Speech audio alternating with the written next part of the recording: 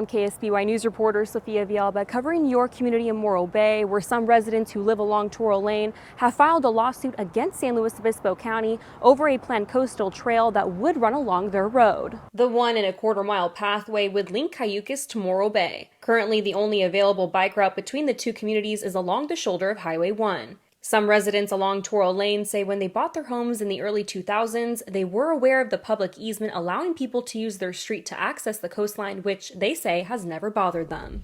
That was what we bought into.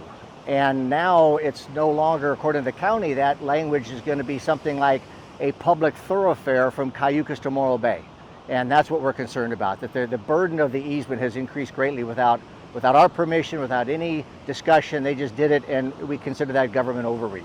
In a statement to KSBY, the San Luis Obispo County Council said in part, the easement allows for unlimited pedestrian volume and was a permit requirement when the previous property owner converted an old motel at this location into a residential subdivision. Some residents say the trail being along Toro Lane would create safety concerns. You know, when they bring e-bikes going 30 miles an hour down a street that's narrower than a public lane with two-way traffic, you have trash trucks, you have dump trucks, you have fire trucks, you have ambulances, we have two-way traffic, you have dog walkers, you have bicyclists.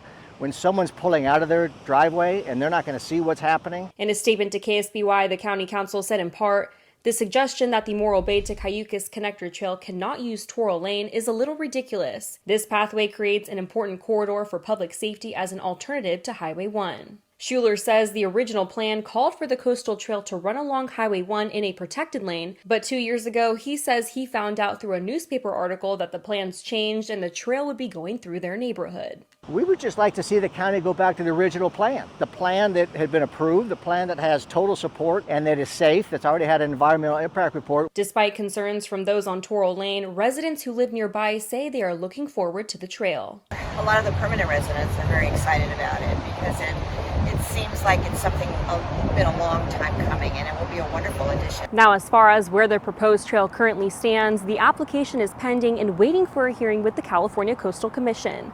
In Morro Bay, Sophia Villalba, KSBY News.